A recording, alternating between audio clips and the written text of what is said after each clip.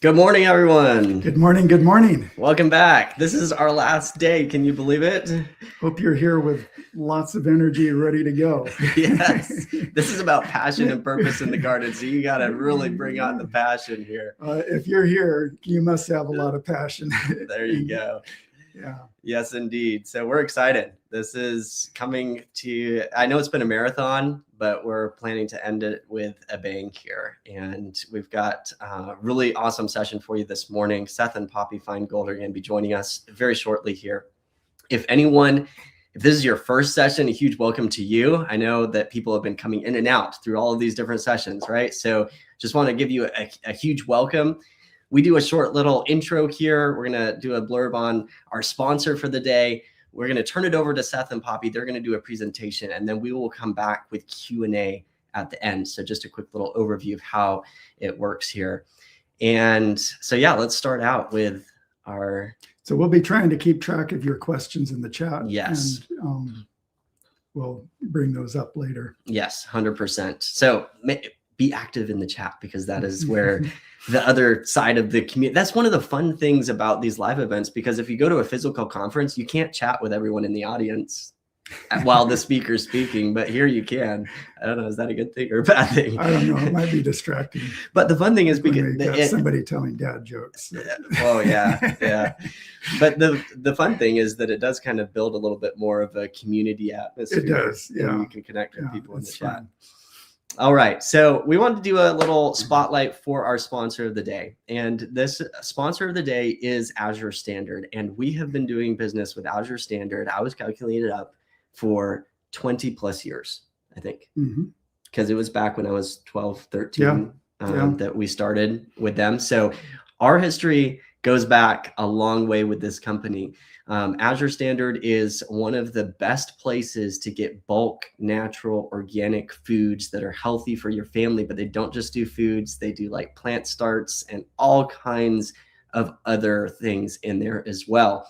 And they have a really neat system where you can get them for really good prices, because they come and they do drop-off locations. And so you can sign up for a drop-off location, you can order from their website and go and get all your bulk food. Definitely check them out. We're going to play a short video from them, and then we'll be right back. As has been said, a man who has his health has 100 goals. A man who does not have his health only has one goal. And I want to make the world a better place so that we have millions of people that have 100 positive goals.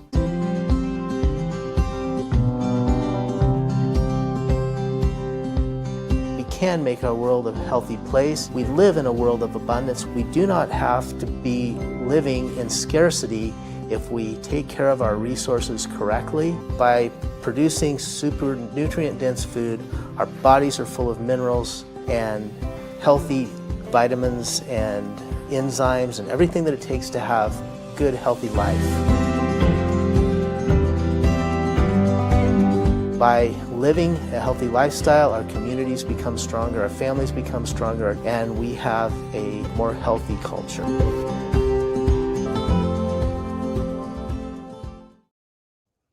All right, so check out the link down below this video on the live page, and you can get 15% off of your first order if you're a new customer with Azure, and entered to win like some canning jar lids or something along those lines as well, which is really cool.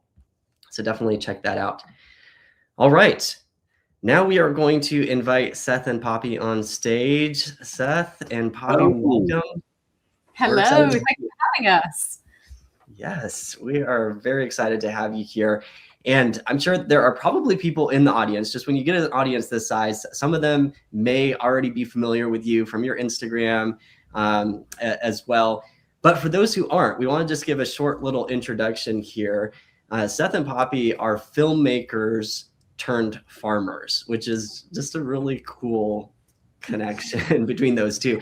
So they started farming 2 years ago, and now they make films about farming, sustainability, and nature-led living. But it's really even more than that. Yeah.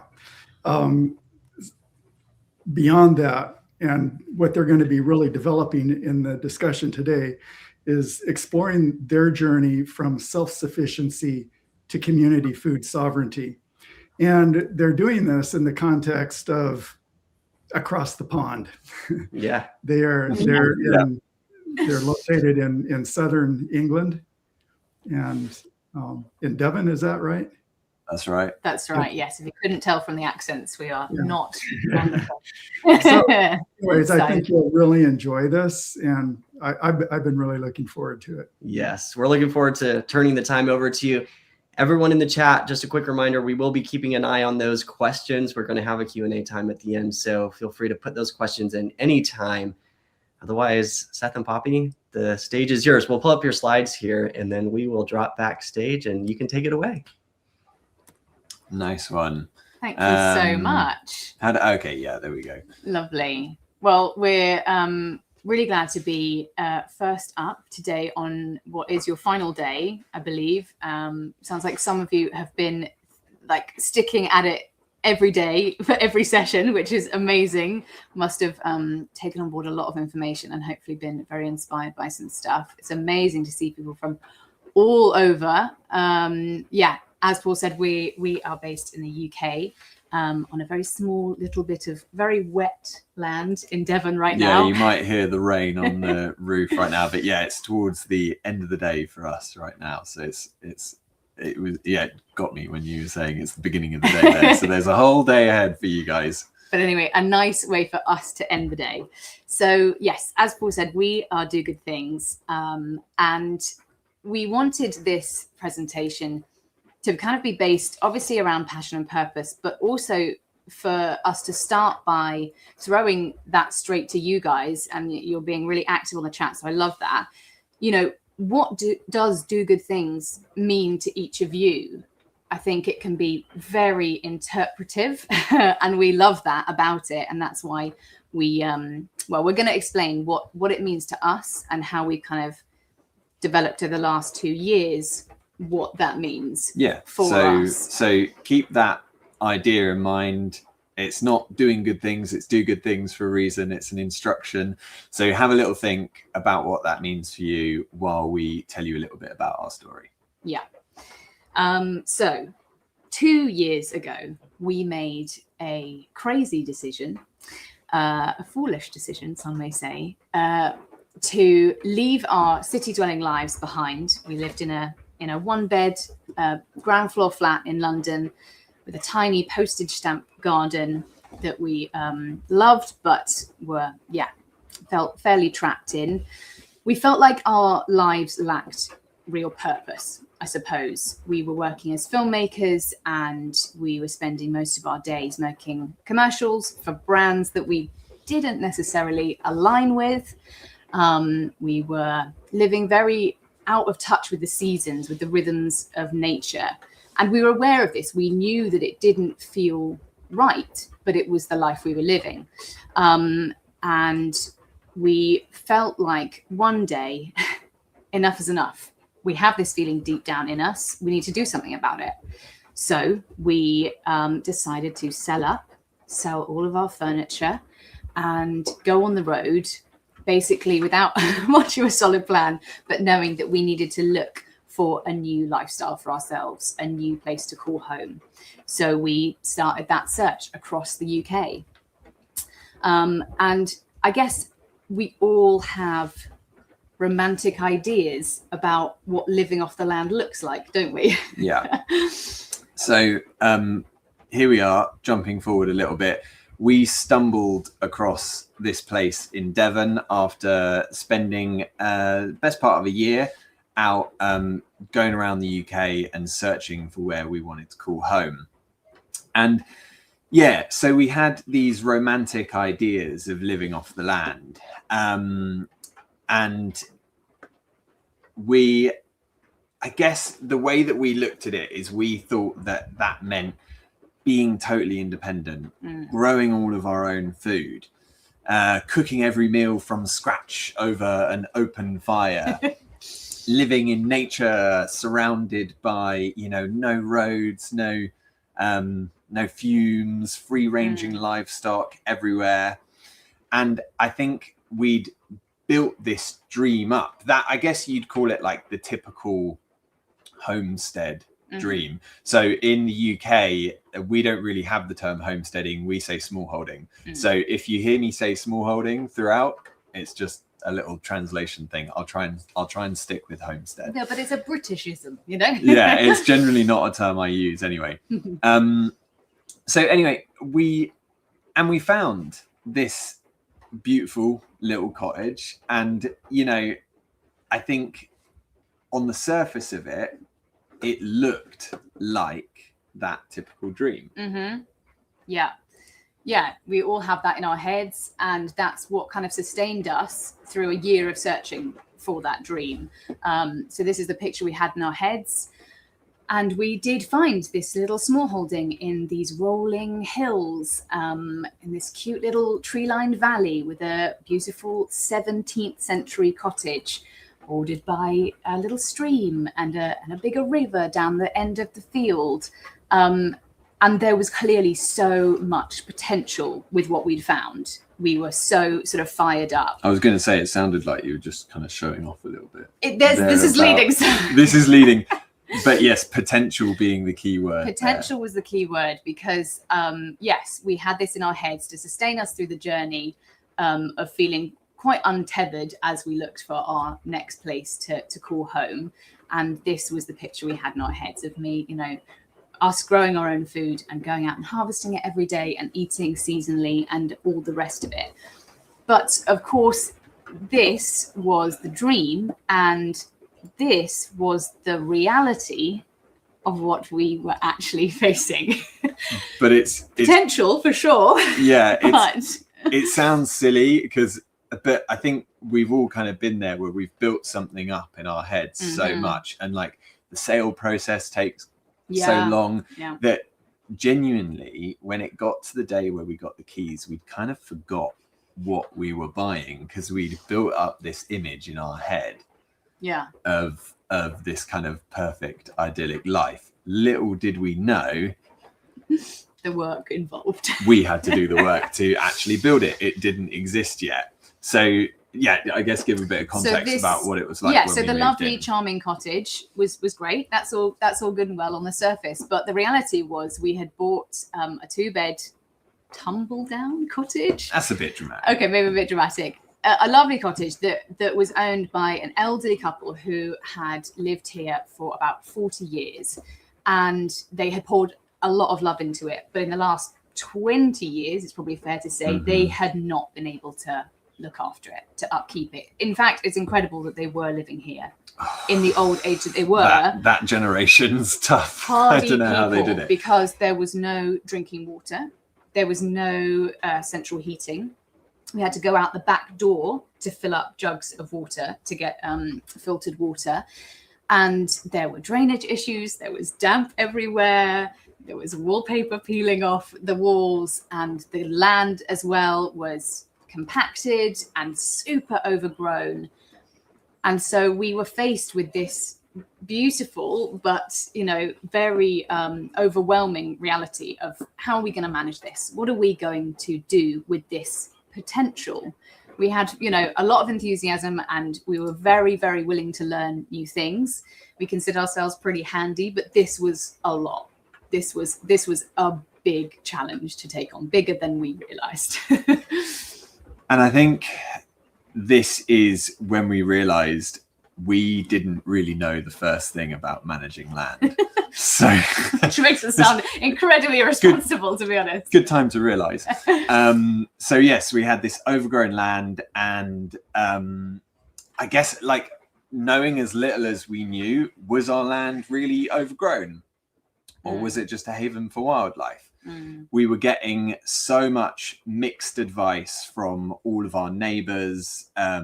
We were following some permaculture stuff, some rewilding. And like, I suppose the question at this point was, what approach are we going to take, and what approach are we going to commit to? So, people being like, been there, done that. Yeah, yes, exactly. Because, simple things like, do we trim the hedges or do we leave them? Is hedge trimming just a big conspiracy by Big Ag? I don't know. I was getting seriously stressed about mowing the grass. I mean, it sounds like so It silly sounds now. trivial, but you but really were stressed. I was stressed about it, and to get this cottage, it should be said, we sold literally everything, and everything went into this cottage. We didn't have any money when we moved here, so we couldn't mess it up, basically. But we didn't have any tools either. Yeah. We didn't have anything, and I went to the dump to get a lawnmower for £10, and I got some engine parts to be able to fix it, and I suppose we realized pretty quickly that wasn't really going to cut it. Literally and figuratively. Yeah. No, it was not. No. So we were tirelessly cutting everything back. It was pretty cool. We were like uncovering old machinery here. Like this. Only to see them disappear again. Yeah. Very fast under a blanket of weeds. So we kind of thought maybe we're going about this the wrong way. And we should have realized that the answer to many of our problems, many of our challenges, was actually staring us in the face. Over the fence, there were some drooling faces, our neighbours' cows, longing to get to our long, luscious grass. And that should have been the big clue to take a cue from, really, shouldn't it? What we were really sitting on, what we were getting stressed about, was actually a gold mine. Mm-hmm. So we spent a lot of the first year learning about how to look after the land. This isn't our farm, by the way. I wish it was. One day. One day, maybe. It'll have to be a lot bigger. Yeah. We're only on 8 acres, by the way, so we're quite a small holding. A true small holding. Yeah. So we spent a lot of the first year learning about how to look after the land, and that led us to discover regenerative agriculture. And you to study it. So this is a screenshot from the Apricot Centre, which is a regenerative farm in South Devon. They offer free courses for Devon residents to learn about regenerative agriculture, which is really, really cool. So, of course, I went and did this course and got indoctrinated, got radicalized by them. By the best kind. Yeah.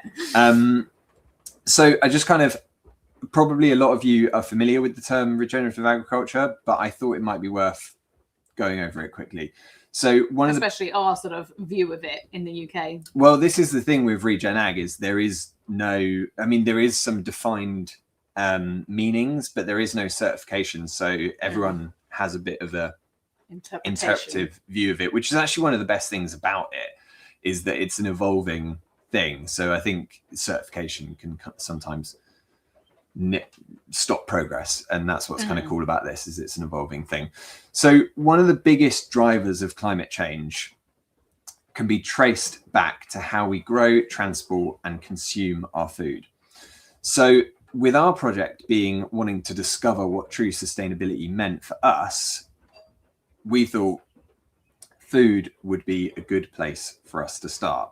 We can think about energy and water and fuel and all the rest of it later, but food was a good place to start, because especially living where we live in Devon, we're surrounded by farms, and it really felt like a kind of it felt like a big topic for the area, especially certainly the biggest impactor of climate and everything around us, wasn't it? Yes, and soil erosion and all sorts of climate sort of disasters that are happening around us. It's very much on our doorstep, the negative effects of conventional farming. And so we felt very compelled to try and look for the good ways to do it, and model that for ourselves to grow food to sustain us. And what we liked about Regen Ag was it was taking sustainability one step further and actually regenerating, which worked well for us, because, as I said before, we were getting pretty stressed about the state of our farm. So we thought some regeneration was in order. And the coolest thing about Regen Ag was that it's using food production as a force for good. So, often the debate around sustainability in farming is rewilding versus food production. A big part of the debate will often be, I actually saw a thing on Farming UK, a farming magazine here, that was saying, can we really afford these sustainability targets if we need to feed the nation? And I hate that stuff. I think what's really cool about what we've learned about Regen Ag is that we can, in the action of growing food, we can actually have a regenerative effect on the environment around us. Yes, and to your point, not just sustain what we currently are doing, because frankly, that's not good enough. No way near good enough. We need to be aiming much higher than that. So the key principles were minimizing soil disturbance, keeping living roots in the ground, maintaining soil cover, increasing biodiversity, building resilient systems. So that often meant a mixed approach using livestock, agroforestry, and crops. So this was going to be our approach to living more sustainably, using our food systems on the land directly in front of us to help regenerate our land. So we would be fed, but we would be having a positive impact on the land that we have become custodians of. And we felt very responsible for making good choices in that, you know. It's we didn't take it lightly at all, which is why we were getting so stressed by it. So we did what any slightly self-loathing homesteader does, and just does everything. We went deep in that first year and kind of took on everything. So these are our pigs that we got. We got 2 little weaners, and I don't know if you can tell from those pictures, but like, that's what they were up against. We thought, we'll get some pigs. Great, we'll get some pigs, and they can help munch down the areas that we need to clear to start growing. But I think we slightly overestimated their abilities, because they were very small to start with, so they were very slow. But we had a lot of work for them. They were very busy. We also got bees, because we wanted to obviously extract honey as a lovely benefit, but first and foremost help with pollination on the land, and it's just a cool skill to learn. We also got chickens that could lay eggs for us, and also do a brilliant job of turning our compost, things like that. We were trying to, everything we brought onto the farm, we were trying to look at having multiple purposes, multiple uses, which is a sort of way of permaculture, and using the animals' natural behavior to our advantage. So never, never putting the pigs on concrete because they're damaging the ground. Let's use that damage to create new bare ground for us, for various reasons why we might want bare ground. And then we had the geese, who they graze, and I couldn't afford a lawnmower, so they were pretty useful actually. Bit of electric fencing, and the geese kept the grass down while we were wondering what to do with it. And entertained us. They're very entertaining. Yeah. Also, like, it's so loud. Chickens. I thought chickens were stupid. Chickens, really smart. They've got plans. Yeah. They've got something going on. We've all seen Chicken Run. The geese, I don't know. I don't think there's much going on there, to be quite honest. Well, a lot of fun that they're having in the field all the time, especially when we're trying to film. We've realised they're a terrible mix with filming. Anyway, we won't get into that. Yeah. So we bring all these animals onto the farm, all with their own unique traits that we were going to utilise to regenerate the farm and create new areas for us to grow our own food. So we also started a no-dig veg garden. Someone's just asked, did you have jobs outside the farm while you were renovating? That's literally what we didn't have much time for doing that. No, but this is the point: is we took on all these animals. Yeah, we'd got bees for some reason. The bees, I really wanted the bees. Yeah, no, we did. We really wanted it all. Yeah, this was literally the dream of self-sufficiency. Geese are cheaper than a lawnmower. It's true. They eat the grass for free, and that's it. You don't have to. And then you get goose at the end. Yeah. But the whole time we were filming the whole process, because we are filmmakers. This is our job, after all. So, and we had the 17th century cottage that didn't have running water or heating. It was quite a lot to be doing. How much, how well do you think we did with all that said?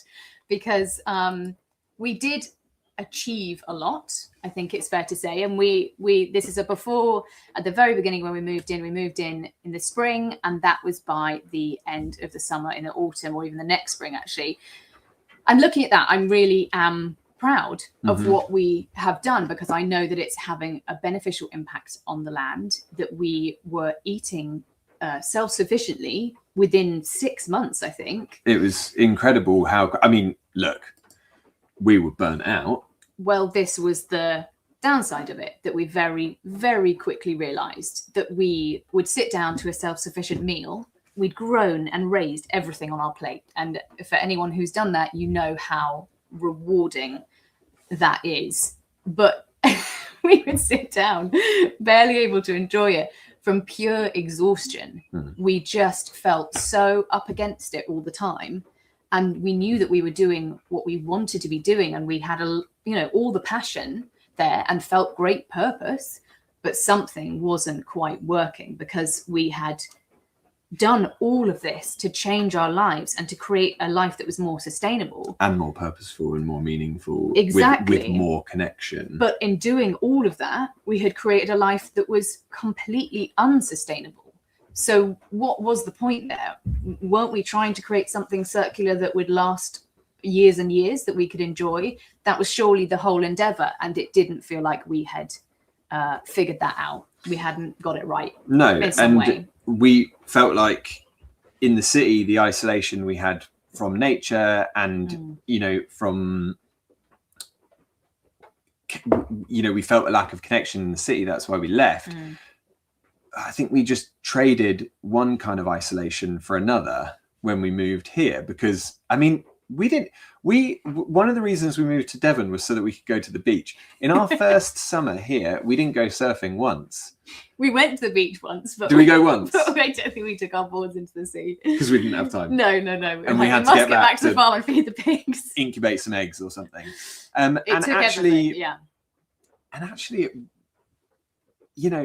We had quite an honest conversation with each other, didn't we? And this is the thing, because this is the dream, right? We were so lucky. We felt so lucky and so guilty for feeling like this wasn't the dream and this wasn't perfect, because we had owned land and that was the dream, and we were able to raise our own animals and eat what we wanted and eat seasonally, all the things that we've been aiming for. So we were quite, hugely disheartened by the fact that it didn't feel like it was going to be able to last, so we couldn't keep doing it. No, because frankly, it didn't feel sustainable, and frankly,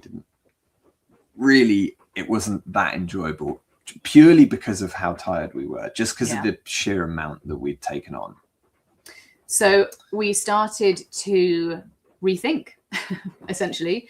We started to look a bit more outward. We realized that self-sufficiency, obviously in the name of it, is very much about self. It's very much about being sort of independent for you and your family. And that was the picture that we had been painted, and that everyone seems to have in their heads, or a lot of people, they want the self-sufficiency dream. But that is very insular. And we realized that we were not going to be able to continue this alone.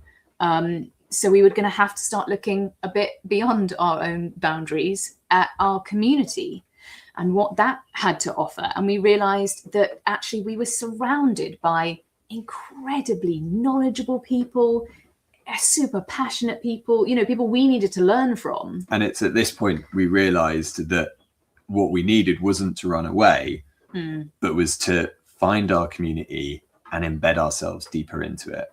Which is ironic.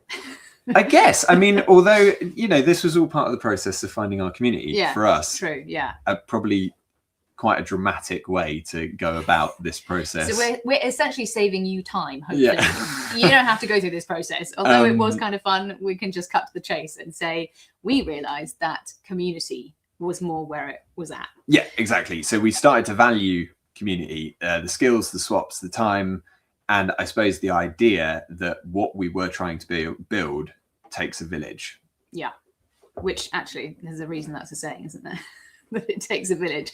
So we start to think, okay, cool. What do we need to sustain ourselves, to make this truly sustainable? What do our community need? What do people, around us require? What can we offer them? What can our farm offer our community? Because actually we have 8 acres here. That can sustain so many more people than just us. It should not just be for us. We're so lucky to be custodians of this piece of land. It needs to do more. It needs to do more. Like, as you guys probably know, there's probably a lot of market gardeners in the chat. 8 acres is pretty huge amount of land and could Not- be feeding a lot. Not that we can grow veg on all of that. No, we but can't, still, but it's yeah. still, you know, and I suppose one of the things that I love doing was like thinking about that 8 acres as a sort of budget. So like how many people we had in the country compared to how many acres. And actually what I've found out, I think, is that in our country, if we were to be completely self-sufficient as a whole country, each person has about 1/4 of an acre of usable agricultural land as a budget. So, you know, that idea of 8 acres, okay, well, we can feed a hell of a lot of people with that. Yeah. That's kind of And our it's sort of our duty duty, yeah. at least try and do that. So so then we were thinking about growing for our community, not just ourselves, which brings us on to our second year on the land and our goal shifting. So from self-sufficiency to community food sovereignty. And obviously that meant growing even more food. And so you would think, well, that's more work, isn't it? But by bringing in the community to our world, we brought people on to help us on volunteer days. And it was incredible how many people wanted to just come and be involved, to get their hands dirty, literally in the soil, Well, and that's it. exchange their time for something purposeful. Well, that's it. It's all about the exchange. So it wasn't just, it was easier because of the labor, No. but there was this, there was this exchange with our community where we had this land and we were trying to create something beautiful. So we were offering people purpose, a connection to nature. And in return, they were offering their expertise, their time, their inspiration. Yeah. Which meant we just didn't feel alone in it anymore. So there was, you know, a real, the connections we made meant much more than just people offering their time and their support. So we were expanding the garden, the market garden this is, which is what the whole farm sort of is central to the whole farm. So we have our livestock and our forestry and stuff like that, but the market garden, every other element of the farm sort of feeds into that. Yeah. And the way that we do it as beginners is that we're focusing on soil life because frankly, we don't know what we're doing. So we let the soil life do it for us. So we're not doing... Even 2 years in, we still don't really know what we're doing. We're not doing any precision surgery on the soil, really paying attention much to our pH or nutrient deficiencies. All we're doing, as you can see here, we're making our no-dig beds, we're adding carbon and sort of crossing our fingers, hoping that the soil does the work for us, which it actually kind of did. To be honest, we were surprised by how much food we were able to grow at a bigger scale. We couldn't grow enough salad for our community. We were selling it to our local farm shops and pubs, and they wanted more than we were able to grow. So that was a really good sign. That was obviously we were doing something right. As you know, real novices, we were encouraged by that. We weren't really doing anything. The soil was the plants were growing themselves. The plants wanted to grow. That's the point, is in our little temperate corner of the world, we got lots of rain here. It's not that hard to grow food. The food basically grows itself. Seeds want to germinate. Don't get me wrong. Setting up the systems and understanding how to do it and setting up a regenerative system that makes sense and all that is incredibly hard and it's very hard work, as we found out. But the food grows itself. That wasn't the problem. What we really discovered being the problem, and it's kind of sad that there is one, but we found that some of the things we were growing are not even very out there things, just like some fennel, some rainbow chard. We were taking it to the farm shops and they were happy to put it on the shelves once or twice, but it wasn't selling. And we were kind of all bemused by this because it looked beautiful, if I do say so myself. I was very proud of the fennel I'd grown. I just realised with all that, we've got a global audience here. This is probably more a comment on English food culture. Perhaps than that's anything true. Else. Maybe. Well, I don't know. You let us know if this is something that you find as market gardeners as well. We found that there was a clear disconnect between people and the land that they lived on, people and the food that they were eating. There was a sort of I guess, a lack of education around what good food is, and also a sort of fear of experimentation, of trying new things. You know, we as people are real foodies, and we're really up for trying whatever is on offer. But not everyone is. Some people are much more traditional, and we were even, you know, we would exchange. A farmer would do a favor for us, bring around some straw bales or something we needed, and we'd offer some veg and be like, would you like this? Would you like this? And they say, oh, don't know what to do with rainbow chard. What do you do with that then? And we were just so bemused that someone didn't know how to cook or enjoy very delicious basic food. And they were a farmer. They were growing food themselves, yeah. So it was a real eye-opener that we seem to definitely here where we're living, but I think this extends beyond us as well, that there is a disconnect, and we sort of seem to have lost the culture within the word agriculture, that has disappeared, and that people are not used to having that close connection with where their food comes from and how to consume it and enjoy it, which is very saddening. So at this point, we were so focused on the growing project that we'd somewhat forgotten that we were filmmakers. Oh yeah, after all.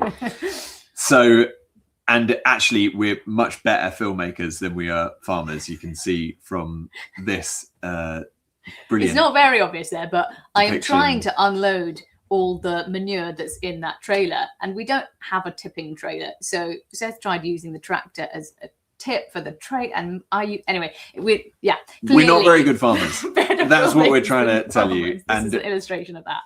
And I suppose while we were muddling through farming, we started to realize that our real skills, the skills that we already have, were as communicators, not as experts. So we wanted to be the storytellers, bridging the gap between what we were learning, because we were taking on a lot, so much, you know, and we wanted to bridge that gap between what we were learning and the people that we were trying to connect with.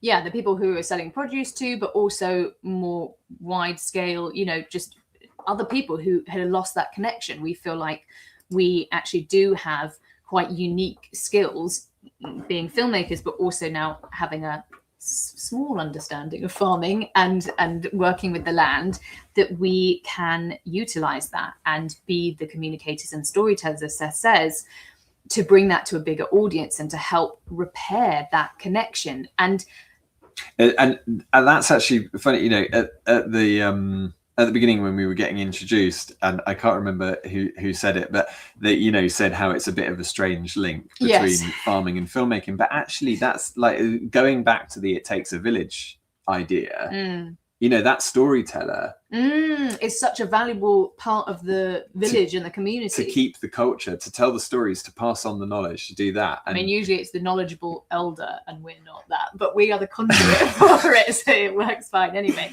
We're the little paintbrush to draw some cave drawings with. Exactly.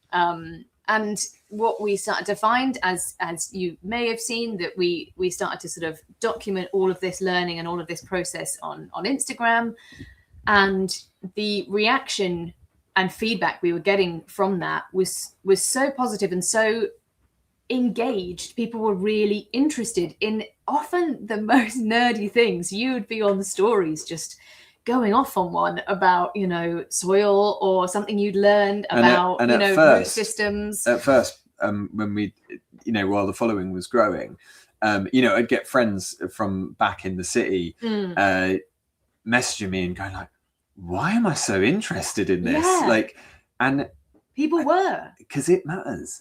And it matters. And I think we have a quite a collective yearning to regain this lost knowledge that we have on the whole lost as a culture, as, you know, communities. We something deep down does, you know, beckon. Nature is beckoning us back to understand these ways and live more seasonally and in touch with rhythms of nature. We know it deep down within us, and if we can be the conduit and the communicators to just remind people of that, you know, oh, this is over here if you want to learn about it, if you want to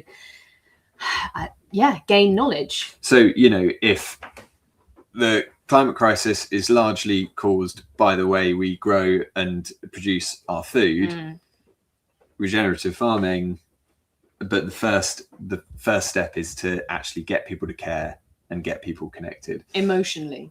And this is kind of the whole community thing, is what we're doing with our films is we're reaching a wider audience that's wider. So the farm and the produce is reaching our community and our I suppose, our most essential needs. That's at least what we're aiming to do, is produce enough food for our community, for those essential needs and those essential sort of hands in the soil connection points. But then on the wider end of community, it's about that collective consciousness that we're all, you know, need to get people to care about this stuff. Yeah, because, you know, stats and statistics that are frankly horrifying, because we're so far down this path of climate crisis. You just turn off. You just turn off to it because you feel very hopeless, and you feel like individually, what can we all do? But if someone can get fired up about learning about microbial fungi and, you know, soil health, or just like how to eat more seasonally, all of these tiny things can add up, and we feel like that is the way to collectively make, you know, turn the tide of things and make a difference. Well, that is the hope anyway. So these are some screenshots from some of the films which we've been doing on Instagram for now. And this is what we really wanted to do, was connect with experts in their field. So the growers, researchers, soil wizards. Soil wizards? Yeah, yeah, sure, okay, I would call Lottie, that woman there, she's a bit of a soil wizard. Basically anyone we thought was doing good things, in our opinion. Yeah, which obviously is quite broad.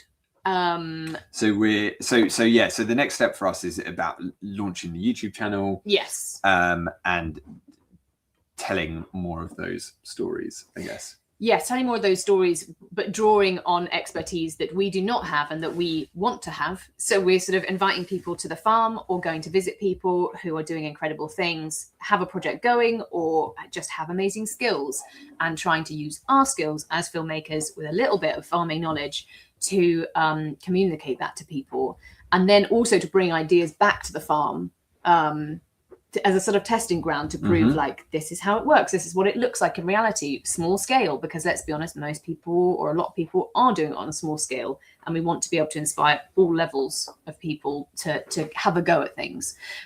So that's how we now see ourselves sort of positioned. We're going to continue with growing food on the ground. And next year we hope to, you know, scale that up even more and do a veg box scheme. But alongside that, we're going to continue making films around all these subjects as we continue to learn about them. So it's very firsthand and immediate and exciting for us. And I guess that does get translated, because it seems to be firing people up and impassioning people who are along for the ride with us as well, which is really amazing. Because I think that's it. It's like the next step for us, as along with all the films and the farm and you know, and everything that we're doing with the CSA, we maybe could open that up to questions, actually, because we haven't really gone into that too much. But it's about connecting with folk like you, people that care, connecting with people who maybe don't care, actually,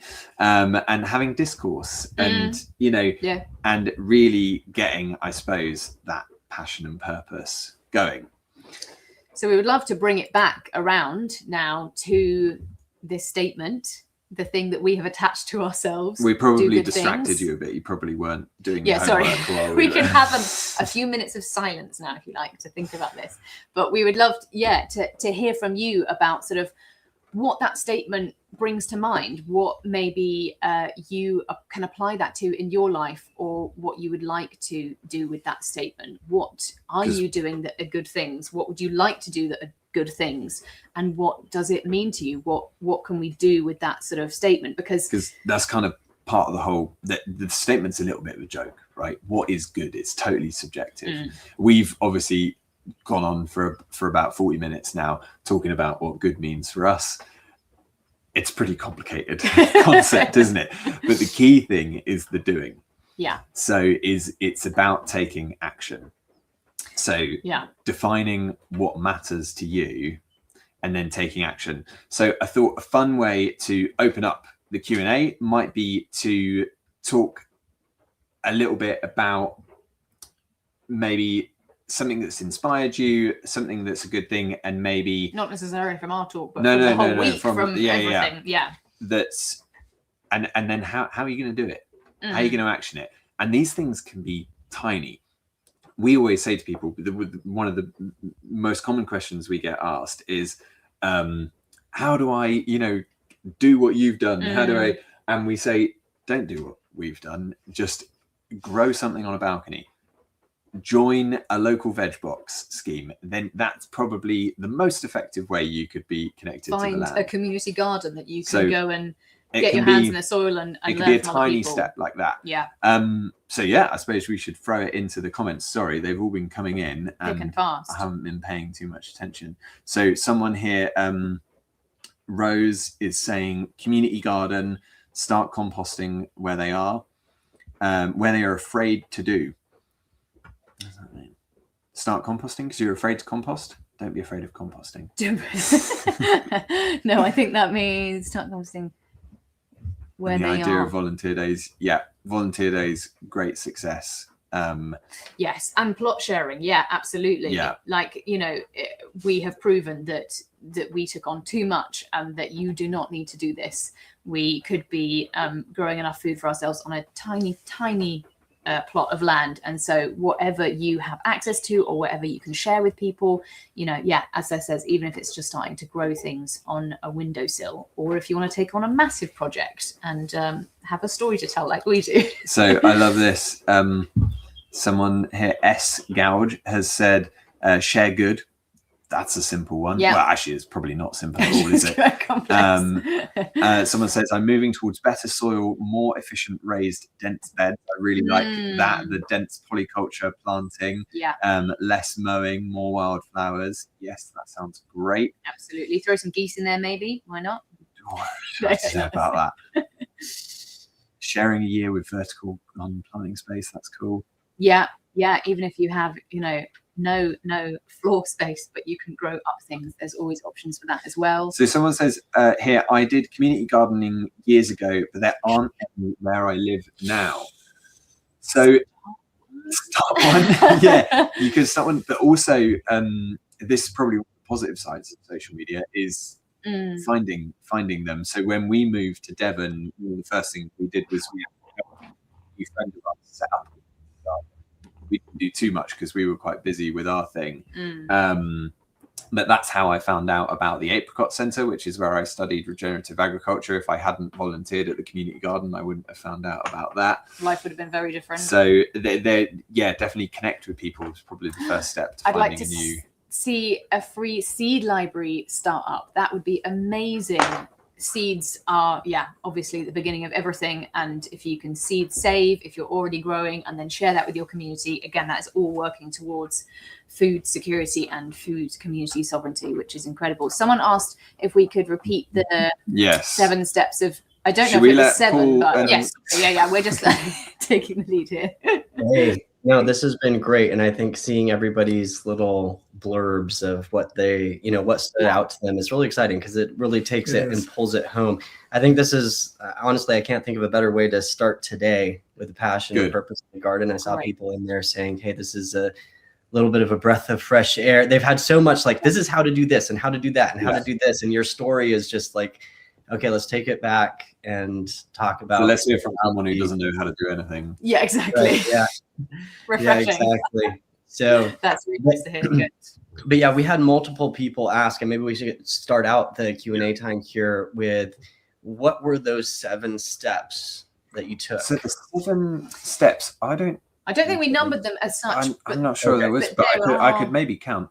So I suppose our first step was the overwhelm. And is that, do we want to go in the 7 steps to repairing our land, or the 7 steps including finding our plot and everything? I think it was more about regenerative agriculture. Yes. Okay. Yeah, repairing the land.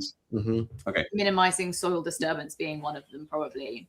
okay, so the principles that we listed of regenerative agriculture were minimizing soil disturbance, keeping living roots in the ground, maintaining soil cover. So that always means never having bare soil. And that could even be just using cover crops. That could be with a cover crop, that could be with mulch. Increasing biodiversity and building resilient systems. So yeah, essentially the idea that we subscribe to is the more we bring in, the more diverse a system is, the more resilient it will be. And that often means bringing in livestock. So for us, it's livestock, trees, along with our crops. Yeah. In terms of what, does that answer it? Yeah, I think so. I think so. Yeah, just going through those steps. One of the other ones here was related, and we had multiple people just kind of asking, like, what was the nuts and bolts with how you interacted with the community? I heard you mention CSA. Were you having people come and work to barter for food? Like, hey, if you work on the farm, you'll give you free food. Like, what were those interactions like? So I think that's a really interesting idea, that idea of barter. But for us, I think, and we have done lots of bartering for things, and so much. Yes. Like we, the guy who delivers our wood chip for the No Dig Garden, he gets a pack of sausages every time he delivers the wood chip. Stuff like that is great. However, when it comes to volunteering, I don't think it's ethical necessarily to trade food for volunteering in that way. I think that the idea of volunteering needs to be more holistic and a more kind of what we're trying to trade for that time is that cultural exchange. So because that has huge value as well. So, the volunteer gives us their time and we hopefully give them a meaningful experience. They're not here for just free labor. Yeah. But in terms of the nuts and bolts, social media, we've somehow in all the cesspit that the online world is, especially nowadays, we've found a little corner which is really wholesome, and we've managed to connect with so many people through that. We also made a real concerted effort, and we should have probably gone into this, that when we turned from self-sufficiency to community more, we went out of our way to go and sign up for every workshop going. We went and learned how to graft apple trees. We went to we met some of our closest friends there. One of the best ways to meet new friends, because when we moved here we didn't know anyone. No. So one of the best ways to meet new friends is to go and do something that interests you. You're probably going to meet people who have similar interests to you. That's why community gardening is one of the things that we always recommend. Exactly. We signed up to be volunteers at a community garden. We learned all sorts of things about planting agroforestry, and there was so much, actually, when we started to look, so much on offer, and especially a lot for free, which is amazing. So I think, and once you make a couple of those connections, it just snowballs. Yeah, absolutely. So if you are feeling the want, the desire to build that connection with people in your community, it might not be there for everyone, but I imagine there is something on offer where it could be a course. It could be a course. It could be just a day. It could be just a free tour or something like that. Yeah. But I think there is a growing amount of out there for resources, people to get involved with, and you just have to start looking for it. Yeah, absolutely. Dad, was there a question there? Yeah, there are several people wanting to know where they can find your work, your film. I said you're filmmakers. Where can we watch your videos? Yeah, I know, watch right? The films. God. So our Instagram, unfortunately for now, is probably the best place to see our work. So it's dogoodthings_farm. That is where we're putting up all the short stuff, the stuff that we're able to get out now. We're still in that stage of being a little bit overwhelmed with the amount of work. And we've just had a baby, so that's added to the. We didn't mention her. Did we? We forgot that one. We have a 4-month-old. So people were asking, are there children involved? Yeah, there are, and that's a huge part of it as well. Of actually bringing meaning to it. One of the most significant things about having our child here was like it suddenly all made sense. We were like, oh right, this means something now. Yeah, babies are full time. Yeah, but it's a full-time job, and we are launching a YouTube channel. You can go and subscribe to our YouTube. There's not much on it right now, but we it's are working Do on Good it. Things _farm again. Yeah, someone said they don't have Instagram. Where to look for? We're working on it. That will be where. And there's an email for film collaborations on our Instagram as well, if you want to get in touch with us. Yeah, so definitely encourage everyone to go subscribe to the YouTube channel, because even if there's not much there, there will be. There will be. Good and things it will are coming, right? Good things. Yeah. There's another question here that I think was really good from Christina. She says, I'm also a novice. I started with nothing and a limited budget. How do you go about all of this without breaking the bank? You talked about how you sold everything, like everything went into this property, and then like, how'd you get all the animals and, you know, all of those steps? How do you do it without breaking the bank? We probably did it with a lot. We did it in a slower. I guess we did it how we had to do it, but it was slow and it was hard work. Harder work than if you are just able to buy things out straight. For example, I think a good example is our polytunnel. So we moved down here and we knew we wanted a polytunnel. That was part of the dream, so that we could extend our growing season, which is relatively short here, I suppose. And we, when we were driving around, when we first arrived, if we ever saw a polytunnel on someone's land that was like looking a bit tatty, we would drop a Google pin and then come back and knock on their door and say, oh, hey, we noticed that you have a polytunnel that doesn't look so good anymore. You probably don't want that anymore, right? Would you like us to remove that for you? And so we got a polytunnel for free. We successfully did that to someone. I guess it takes a little bit of creative thinking. So a lot of Facebook Marketplace auctions. That kind of thing. And yes, a lot of people asking, do we still work? Yes, we still work. We run a production company where we make films alongside this, where we make films for people in farming, sustainability and nature-led projects. So, and it's just like, as that money comes in, it goes straight back out again onto the farm. But it has been a lot of beg, borrow and stealing and getting creative in ways we've done it. And it would have been all a lot faster if we had more money behind it, but we've done it this way. And I think it's encouraging because it means other people can as well. Someone's asking if we heat our polytunnel. We actually do not. But we have pretty mild winters here, to be honest. It doesn't usually get below freezing for more than a couple of days at a time. Yeah, exactly. So we're able to harvest quite a lot from that, which is great. It's pretty cool. Yeah. All right. Did you see another question, Dan? There's one here. Michael just has to know, did you ever get a lawnmower?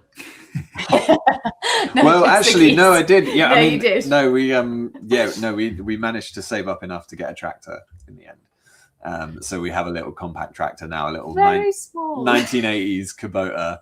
And pretty much as soon as I got it and tried to cut our grass, which was like up to here, I was like, right, maybe 16 horsepower isn't going to be strong enough for that. Most things we try and lift with it, it's like, whoa, no, I can't do that. So one day we'll scale up, but don't have the money for that now. That's thank fine. you. Someone's found the link there and posted that. Oh, that's really kind. Thank you. Someone else was slowly, bit by bit, not completely. Someone else was wondering also where you're at in the house. Renovation.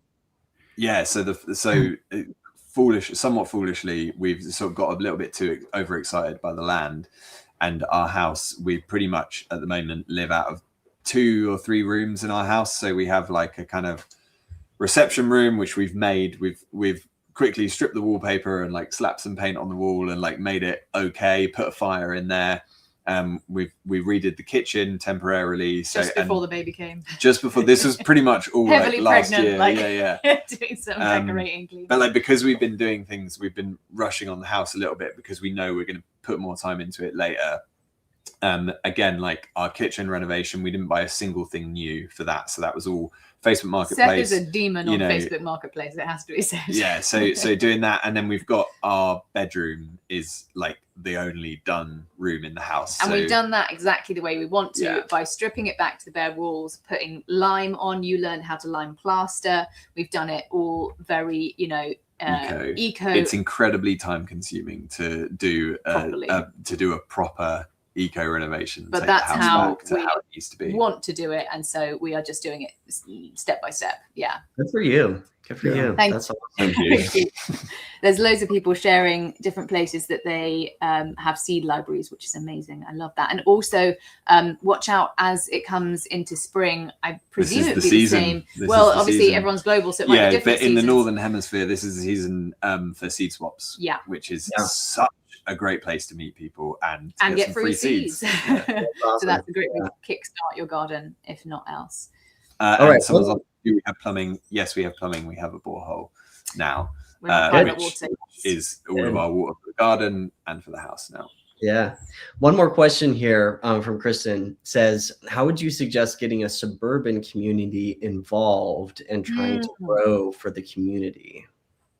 I think so. There'll be so much desire for it. There will be. So, I mean, I don't know about in other countries, but here we kind of have a couple of like big veg box suppliers, which is like that sort of first step that most people take.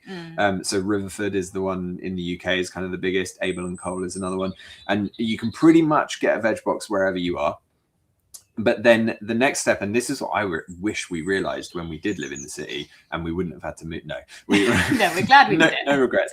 But what I wish we'd realized is actually there was a community supported agriculture right down the road from us, and I had no idea they were there.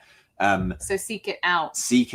But Local also produce. Start with allotment groups. That's probably a great place to start. There are very often people who own allotments, because sometimes it's hard to get on an allotment list, but there are very often people who are a little bit elderly and can't look after their whole plot anymore. And so you might be able to share it or just offer to help a little bit and exchange a little bit of the produce. Often, you know, when there's gluts of things, there's too much. So if you can get in with someone or just get in with your allotmentee people, then that's a really good way to go as well. But yeah, start your own seed swap, or, you know, I feel like get on the community Facebook page and ask if anyone's into growing and wants to, you know, do it. Start a club. The amazing thing is, once you start putting those feelers out there, you realize, oh, there's someone there with 1/4 of an acre who actually wants to donate that to, you know, offer that up to the community. And, you know, that's how it all kind of snowballs. But you just have to put it out there. You have to have intention, act on it, and also have just be willing to like put yourself out there and get things done, get creative with it, really. Yeah. And just doing a little translation for the American audience here. My understanding of an allotment is that it's kind of like a community garden, but each person has their own piece that they're renting, basically. That's right. It was a sorry, they're probably not a global. So they're a really big thing culturally here in the UK, because they're left over from the war. When people needed to, when the country really did need to be self-sufficient and grow all of its own food. But yes, that's correct. They developed these allotments. Everyone has their own little plot. I think it's a 1/16 of an acre each plot, so it's tiny. Yeah, but you can grow it. Awesome. Heck of a lot on it. Yeah. Well, Seth and Poppy, thank you so much. We are on the hour. We have another session coming up quick. So unfortunately, I mean, it would be awesome to stay on and just talk about more questions and your story. But everyone, has this been inspiring to you in the chat? Just drop a note in there. Let's give Seth and Poppy a hand. Thank you so much for sharing. And do you have any last words that you'd like to share with people? Just that it's been a pleasure to, you know, I think somewhere in there we did say that this is kind of part of what we're trying to do, is to reach out to people. And if we can inspire even a few small actions that everyone can take, then we are just over the moon. So thank you so much. And it looks like we've inspired how many people. So that feels really good. Thank you guys so much. But it's about making a difference in your own lives, doing good things for you. And that will filter out. And that filters out and affects your neighbor and the people you know and your relatives. So it's you know, it's the right thing to do, but it also has such a big impact if you can start small. So thank you everyone for joining. We really appreciate it. It's been lovely. Oh, thank you. Thank you so again. much. Thanks, guys. Enjoy the rest of your day. More communication. Yes. All right. Yes. Nice. Thanks, guys. See you guys. Cheers. Bye. Wow. What an inspiring story. That was fantastic. And what a great way to start today. Like we were saying, real quick little note, if you missed part of this session or any of the other sessions, you want to catch those, you can watch the replays at seedtoharvestsummit.com/replays. You can get them there. There's a link down below on this page. And we're just going to do a quick little continuation of our demos. You may remember we were talking about how you can take some continual harvest plans that we've been putting together, put them into seed time, and hopefully make it easier for you to grow a relays of crops through your entire season, but basically putting this into practice in your own life, right? And actually, just on the community side, I think one of the neatest things, like as we were talking about here, is that Seed Time has been building a community of like-minded people. You can join the Facebook group that if you grab a Seed Time account of like-minded people that are all here helping each other do this. So if you want to be part of a community that helps people out, go grab your free Seed Time account.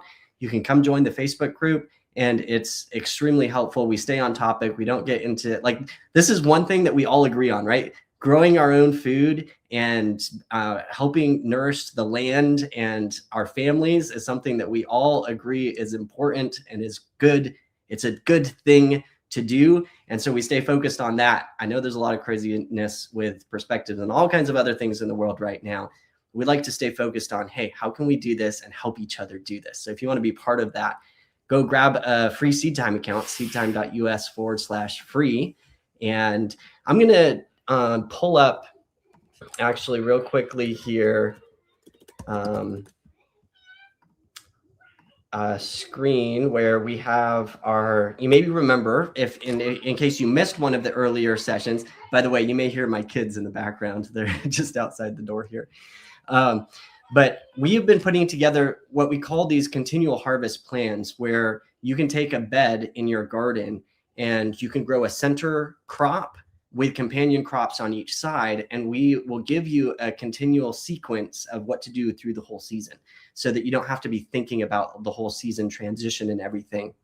And you can come in and you can manually swap out crops. So you could say, I want to grow a different crop instead. So I want to grow mustard instead of the kale or green onions or whatever it is. And then you can take and you can implement these and put them into your Seed Time calendar. So what that looks like is once you put them into a calendar, you're going to see all of these crops mapped out for your location based on your growing season through your space. And you can then come over and put them into a layout. And this is kind of what we ended on last night, where you can assign like where those sequence crops, we call them garden blocks, go in your bed. And once you drop them in, you can see how when you go through the entire season, this one here wasn't quite finished. We needed to put in the crops on the side. But these other ones, you can see how walking through the entire season, it keeps that space filled. It keeps living roots in the soil. It keeps your soil covered, and it maximizes your production in the garden at the same time, giving you food. What we wanted to touch on real quickly today was how this all ties together to make it very easy to continue it through the season. And that is, once you have it planned in your calendar, you've chosen your blocks, you put them in your garden plan, in your beds, where you want them. This is where kind of the fun of the actual season goes. Seed Time will automatically create a task list for you. So I just want to touch on the task list real quick. The task list is going to automatically compile from your calendar. So whatever's in your calendar, this is what's going to show up on the task list. If you edit your calendar and move something, it's going to change your task list. And then I'm just going to, like, you can kind of travel through time in the task list here as well. So if I went forward to March, you would see, oh, for March, this is the week that I need to be seeding these tasks and bed preparation for these crops down here. And if you have them in the layout, it will tell you how many plants, the plant count of how many plants you need for the space that you have selected it's going to grow in. It'll tell you what bed, what planting location, and you can rename those in the layout. So just on a daily or weekly basis, you just have a task list that you can come in, check these off. Once you actually mark them as complete, they will mark complete in the calendar itself. We'll go over and look at that in just a second here.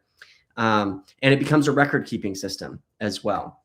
The other really neat thing with the task list here is that you can click on any task, and for a lot of the crops in seed time, it will come up with crop recommendations of what to do and how to do it for that specific task. Like, okay, this is how to seed your lettuce. We use the soil blocking method here. And so we'll show you how to make your own soil blocks, how to seed your starts, and get those started for you. But the bed preparation task, on the other hand, is going to be completely different. It's going to show you what to do and how to do it for preparing your beds. So here's a video on bed preparation, little soil moisture test, and you can have those kind of how-to segments just right at your fingertips as you're completing those tasks for your garden. Again, we're trying to make this as simple and as easy as possible for you to actually be able to implement and go do in your garden. So once you mark those tasks as complete, like I said, if you come back over to the calendar, I'm just going to filter down to the lettuce. Well, I'd like to just emphasize that the layout is part of the free version. Again, the layout was not part of the free version, but the task list is the calendar. Yeah. You can add all of these crops to your calendar and follow the task list, and you can do that on the free version. With an upgrade to the layout, you can map it out in your garden space. Yeah. And the garden blocks, the continual harvest plans, that is an upgrade right now. But once you mark those off as completed, they create a record of the day that you actually seeded it. Yes. And so if you do that through the entire season, you'll have a record of what has happened in your garden all season long. And then you can actually copy that to the next season, and you can make adjustments off of it. And so it can become your kind of template for next year that you can work off of. And then you might probably maybe want to change some things because some things didn't work exactly how you thought the previous year, but it makes it a lot easier to start from year to year. So if you would like to, if you're interested in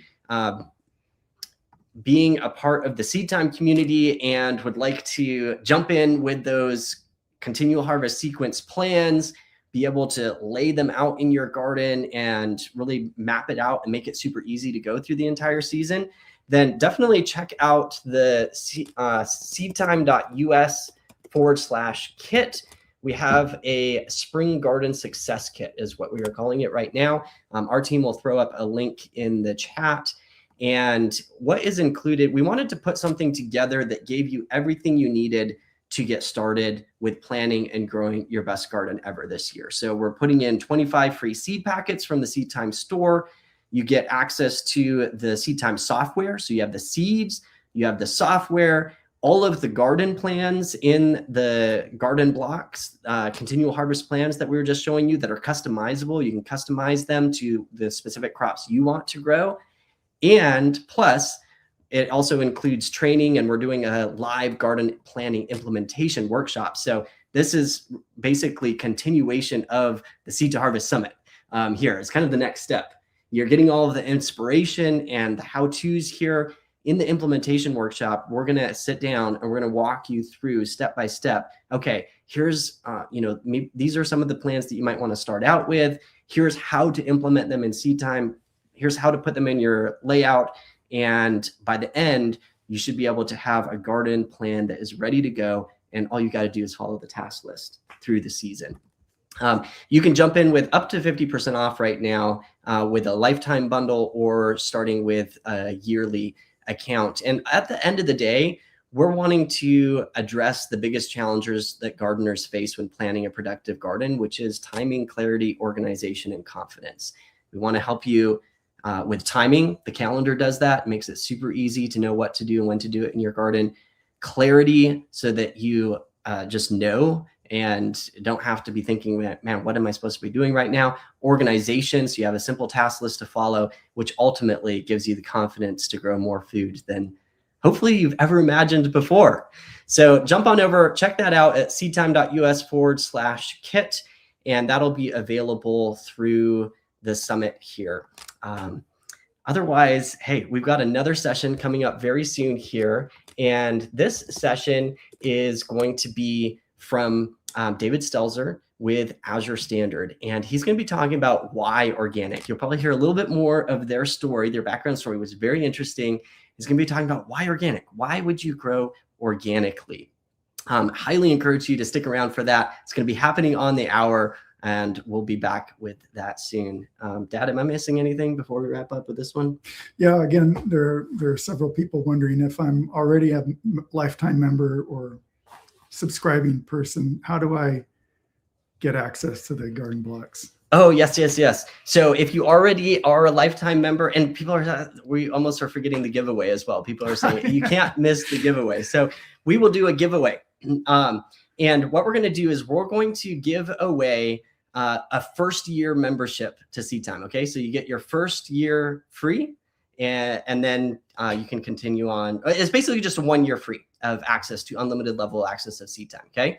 And we'll give them access to the garden blocks with it. How about it? Yeah. So let's do it. So paying members already shouldn't enter this.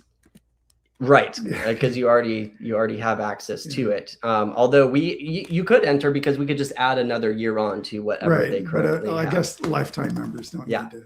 So if you would like to enter the giveaway, type in Seed Time into the chat. Type in Seed Time. Or I guess if you're a lifetime member and want to give it away to somebody else, you can give it as a gift. Yeah. Lifetime members, those of you who are lifetime members, you should get access to the garden blocks. You should have had an email sent to you already. If not, reach out to support@seedtime.us and we will get you access to that. At the end of the day, our mission here at Seed Time is to make gardening and farming easier for you. And so that's why we build these tools. That's why we put on a summit like this. We want to inspire you. We want to give you tools and resources that make you feel like I can do this, right? So that you're not stuck trying to figure it all out on your own, and to have tools and resources that actually literally make it easier for you. So that's our mission here. All right, let's do this giveaway. Are you ready? 3, 2, 1, and let's see who wins. This is going to be 1 year unlimited access to Seed Time with access to the Seed Time garden blocks. Tanya Kobahal. Congratulations. Congratulations. Please. And welcome to Seed Time. Yes, welcome to Seed Time. Please email support@seedtime.us. and we will make sure you get access to that. Our team will note that down on our end. All right, friends, we're going to be back very soon. So come back on the hour and we'll see you there. As has been said, a man who has his health has 100 goals. A man who does not have his health only has 1 goal. And I want to make the world a better place so that we have millions of people that have 100 positive goals.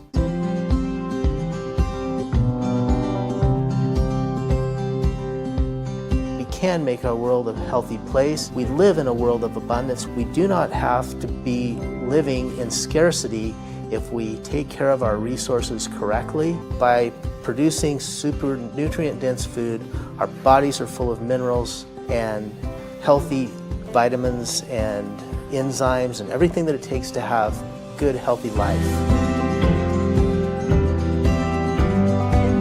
By living a healthy lifestyle, our communities become stronger, our families become stronger, and we have a more healthy culture.